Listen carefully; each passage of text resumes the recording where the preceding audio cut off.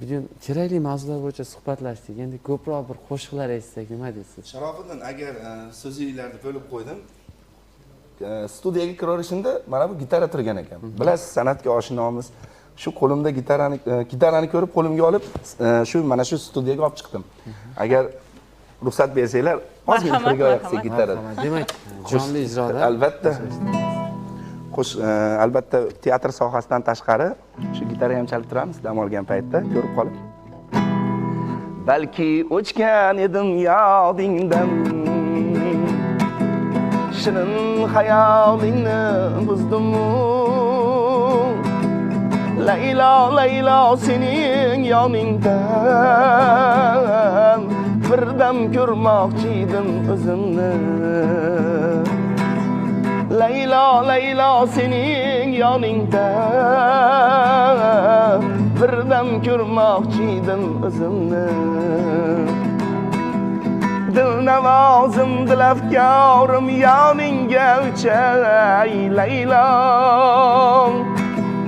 Hislarimni yo'llaringga marjonday sochay Laylo. Senga yorni saqlaganim qalbimni ochay Laylo. Agar ishqimni rad etsang qaylarga boray Laylo.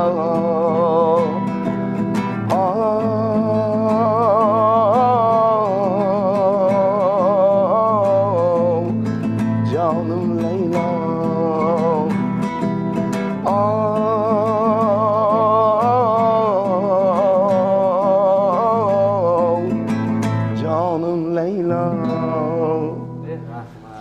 Sharofiddin, bilasizmi? Halilulloh, sizga bir savol bilan murojaat qilmoqchiman.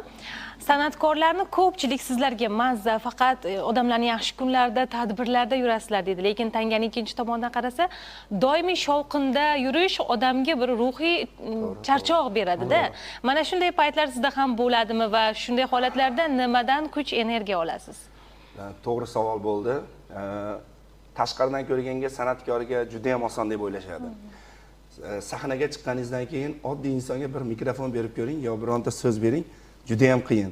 Uning uchun adabiyotlar o'qish kerak, she'r yodlash kerak va qaysi davrada qanaqa gapni gapirishimiz kerak degan narsalar ushlab tura olish kerak auditoriyani. Shuning uchun oson emas. Bizda mana teatr sohasida talabalar ish undan oshingan holatda kechqurunda charchagan paytimizda juda ham qattiq charchaymiz. Shunda uyimda ham shunga o'xshagan gitara bor. Shunda qo'shiq aytib, insonlarni qo'shiq aytib, hamma narsani unutsa, charchoqlar chiqib ketadi va eng asosiysi tinch oila.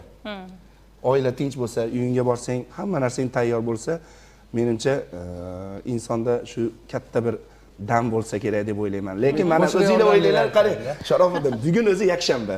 Oila davrasida hamma dam olyapti. Lekin mana biz xalqimizni mana shunday shirin kunlarda, dam kunlarda xizmatdamiz. Shuning uchun san'atkorga oson emas.